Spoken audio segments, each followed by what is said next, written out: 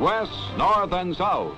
More than 60 million Americans go to the polls to select the man they want to direct our nation's destiny for the next 4 years. In a grave hour of world crisis, voters speak up for freedom through the voice of the ballot box.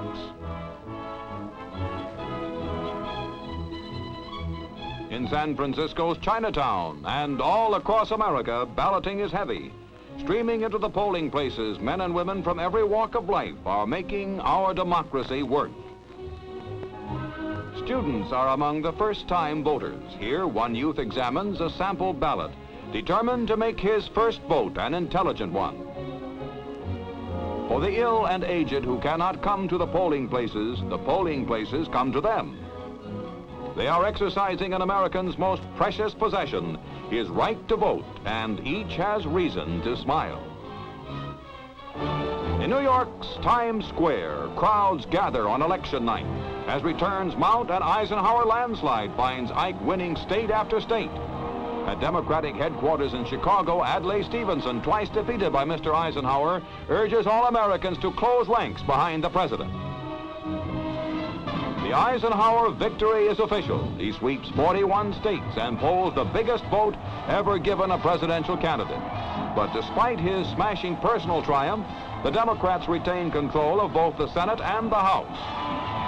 At GOP headquarters in Washington, campaign workers give the President and Mrs. Eisenhower a rousing reception. Accepting his victory humbly, Ike dedicates himself anew to the service of all Americans. With whatever strength there is within me, I will continue, and so will my associates, to do just one thing: to work for 168 million Americans here at home and for peace in the world. That is all.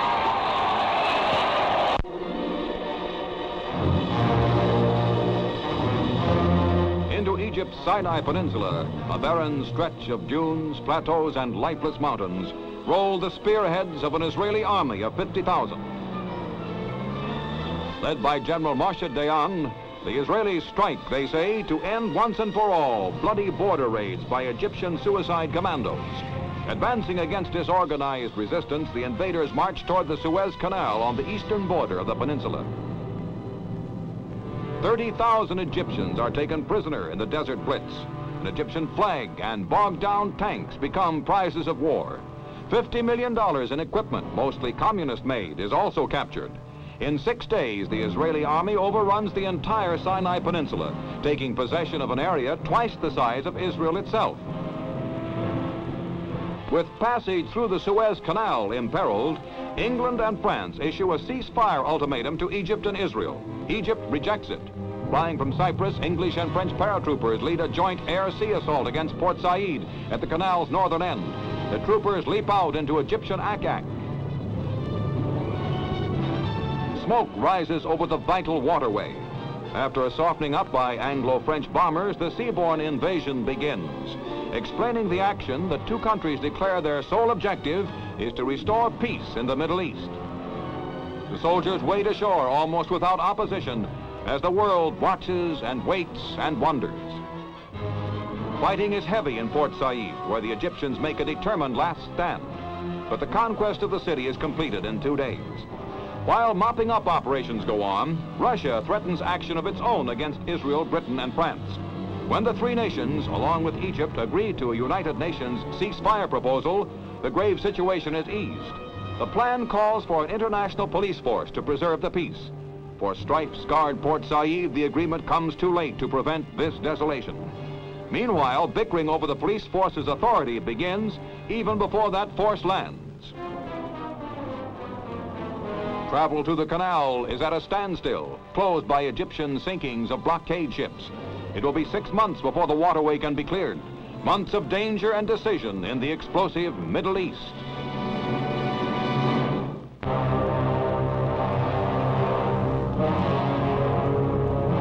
For 5 frantic days, Budapest is free, and our American cameraman is there to record Hungary's hour of hope and heartbreak. Anti-Russian hatred, smoldering for a decade, erupts without warning. The flames of liberty and revenge against tyranny leap high.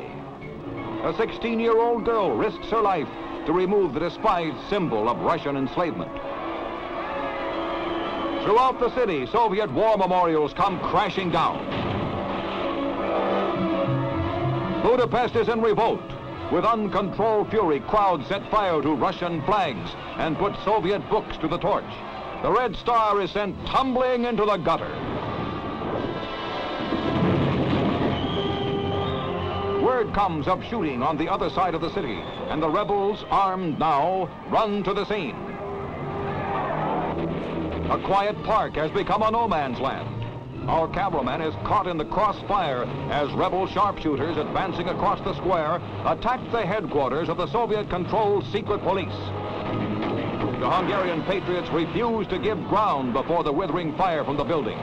They are showing the world that freedom is worth dying for. A tank moves up. Is it rebel or red? No one knows as its gun swings to point directly at our cameraman. It belongs to the rebels, and behind it, white-coated first aid men care for the wounded. And then turning on the Soviet stronghold, the tanks lead the final victorious assault. As the rebels storm the building, the impossible is happening. A handful of heroes has shaken the communist world to its foundations.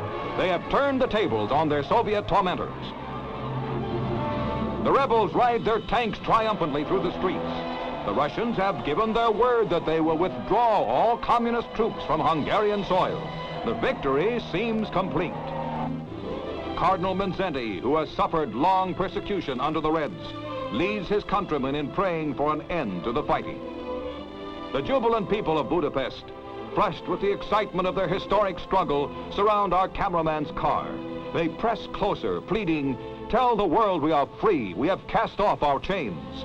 Faces wiped free of fear tell the story of Hungary's hour of hope as our cameraman hurries these pictures to the Austrian border. Behind him, Russian tanks rumble back into Budapest to turn that hope into heartbreak. 5,000 come with 200,000 Soviet troops to snuff out the torch that brave Budapest had held so high. Tears stream down the cheeks of grief-stricken refugees who must flee now for their lives. Loved ones, dead or captured, are left behind as Russia, without mercy or conscience, tries to wipe out the country that so grievously wounded it. The pathetic procession makes its way to the Austrian border, while far away a rebel radio broadcasts a last agonized plea. On the watchtower of 1,000-year-old Hungary, the last flame begins to go out. The Soviet army is attempting to crush our troubled hearts. Listen to our call. Our ship is sinking. The light vanishes. The shadows grow darker. God be with you and us. A flare arcs across the sky. Communist tanks appear. Soviet forces are sealing off the border. But before the Iron Curtain slams down, a last truck careens to freedom.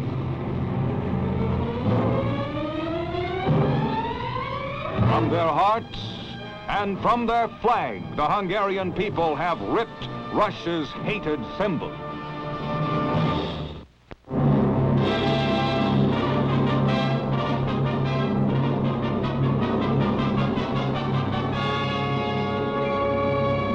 The long ordeal at New Delhi begins with the worst flood in its history.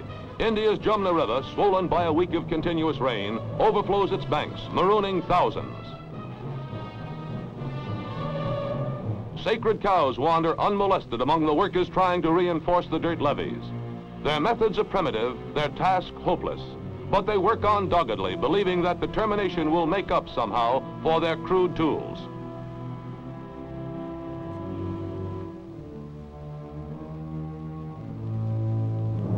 Prime Minister Nehru watches the fight to save India's capital. Refugees stream from the lowlands. Motorcycle rickshaws become makeshift moving vans. 50,000 persons flee, using every means of transportation. Village after village is wrapped in a mantle of muddy water. Prayer meetings called yaganas are held, asking an end to the suffering spread by the Jumna, a holy river rising in the Himalayas. Years after the floodwaters recede, New Delhi will remember its long ordeal. Laying a mattress for the Mississippi, the Army Corps of Engineers is attempting to halt riverbank cave-ins and erosion. Each shore must be graded before the concrete mattresses can be put down. The massive equipment contrasts sharply with the meager tools of India's flood fighters. At Vicksburg, a traveling mat boat spreads the bulky mattress made up of thousands of sections. Starting high on the bank, the prefabricated concrete cover stretches down into the deepest part of the river. Into the night, the engineers lay the mats, sometimes to a depth of 100 feet beneath the surface. Stretching mile after mile, a concrete shield to guard against floods on the mighty Mississippi.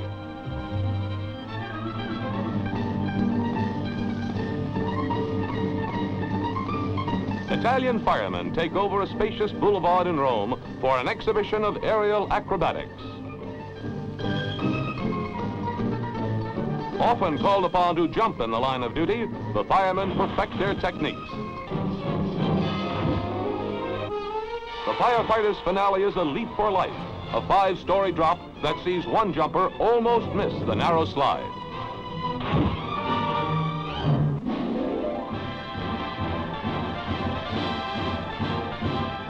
This man is manufacturing atomic power, using incredibly delicate mechanical hands to move the radioactive material into position.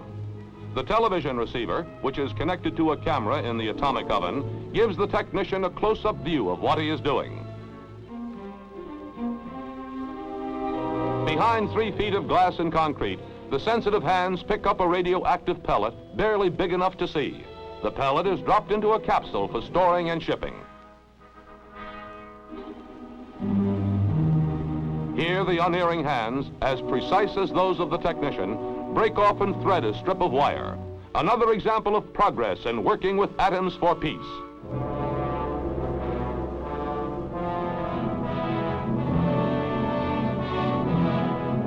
Racing to beat the Arctic winter, a convoy of Navy cargo carriers plows through the ice floes of northern Baffin Bay.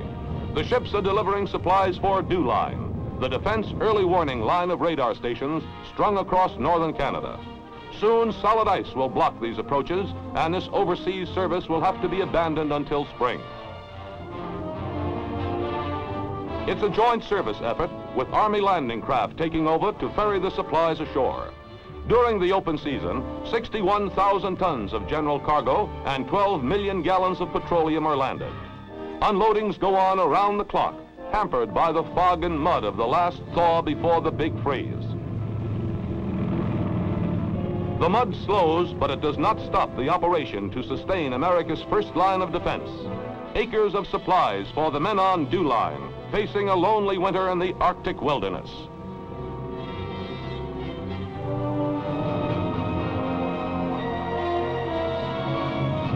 A crippled trans-Pacific airliner, 2 propellers out of control, circles over the Coast Guard weather ship Pontchartrain. After 5 hours, the pilot is going to make an emergency landing. Although accidents such as this are rare indeed, the pilot knows just what to do. The plane, center screen, hits the water in a shower of spray. 31 lives are in the balance in these dramatic on-the-spot films. Survivors are transferred to rubber rafts by the plane's crew, working quickly and efficiently. Although the giant stratocruiser is broken in 2, no one is seriously hurt. A remarkable feat of airmanship, 1,200 miles out in the Pacific. From their rafts, survivors watch the airliner settle lower and lower into the water. Within 15 minutes, it is swallowed up by the sea. Reaching the Pontchartrain, a child is first aboard. Skill and heroism write a happy ending to a great ocean rescue.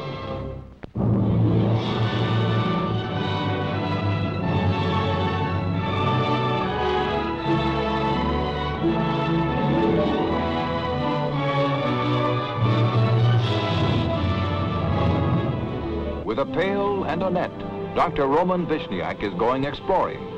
His search is to take him no farther than the nearby seashore. For there is, in the oceans which cover 3/4 of the earth, a teeming water world whose tiny inhabitants are counted by the quadrillions. Dr. Vishniak is the world's leading photographer of microscopic life. He is a scientist and a philosopher with doctorates in zoology and medicine, and he speaks 8 languages. But his first love is discovering nature through photography, bringing to view infinitesimal ocean organisms like these mollusk embryos. At magnifications ranging from 100 to 6,000 times, Dr. Vishniak explores mysteries of life far beyond human vision. Notice the heartbeat of this single mollusk embryo as, like a baby chick, it waits to hatch from its egg.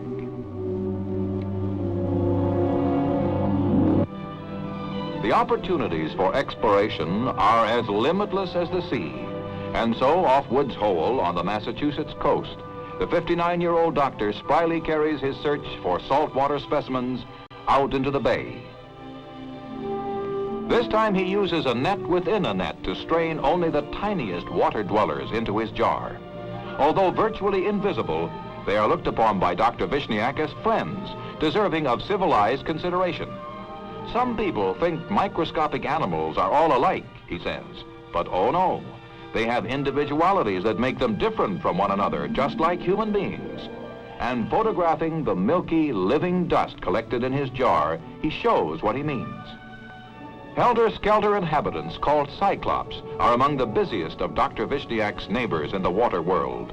Tentacles flare out from their bodies like horns from a steer. And like the giant cyclops in Greek mythology, they have but a single eye. When a crab moves into the picture, the cyclops are in deadly peril, for they are a favorite food of larger animals. Quicker than the eye can see, the crab snatches and swallows the helpless cyclops. Here before our eyes is a life and death struggle seen through the microscope, recorded by the motion picture camera. But the cyclops multiply faster than they are destroyed to continue the cycle of life in the sea. For Dr. Vishniak, sea life is where you find it. It can be clinging to the shell of a horseshoe crab. The crab, strange as it seems, chews its food with its feet, and when released, always, seemingly by instinct, scurries toward the open sea. The Oceanographic Institution on the New England coast is a workshop for students of marine life. Dr. Vishniak comes here often with specimens he has collected from the sea. One is a smaller horseshoe crab. With the utmost of care, he scrapes off a tiny flatworm before photographing it in undreamed-of detail. Looking like a floating pancake, the flatworm is actually demonstrating the rhythmic motion it uses to travel. When it wants free transportation, the flatworm conveniently attaches itself to the horseshoe crab. Watch the hermit crab take cover. The crab is snug in its shell as the doctor removes other living specimens with the skill of a surgeon. Only living creatures, he insists, can be photographed truthfully, thus making possible an accurate report of their appearance and behavior. For Dr. Vishniak, who was 7 when he took his first microphotograph, the task requires intricate equipment and incredible patience. The bristle worm, for example, is constantly twisting and turning, ducking and dodging, and yet somehow the doctor manages to keep it in focus. Dr. Vishniak says no creature is simple. Here is proof. The bristle worm, unbelievably complex under the microscope, yet tinier than a pinhead. All the time the bristles move in and out, barely visible even under magnification. Dr. Vishniak's amazing technique takes us inside the worm, just like an X-ray. This is a barnacle hunting food. Sweeping in and out of its shell, 6 pairs of feathery legs form a casting net to capture tiny creatures swimming past.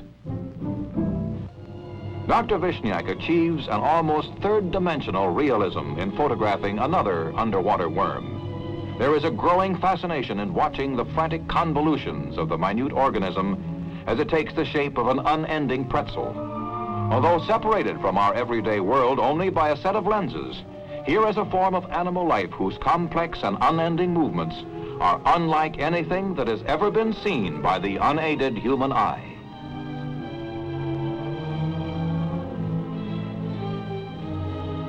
Next, an amphitrite bursts into view, its plumage as bright as holiday streamers. Dr. Vishniak's own intricate lighting system helps capture the full beauty of one of the loveliest creatures of the sea. Body and streamers shine with iridescent splendor. Photographing a world most of us didn't know existed, Dr. Vishniak presents its inhabitants in brilliant glory. He returns his specimens alive to their homes. Just because they are small, he says, doesn't mean they have no rights. Water, what wonders it holds for Dr. Roman Vishniak, explorer of the world within the sea.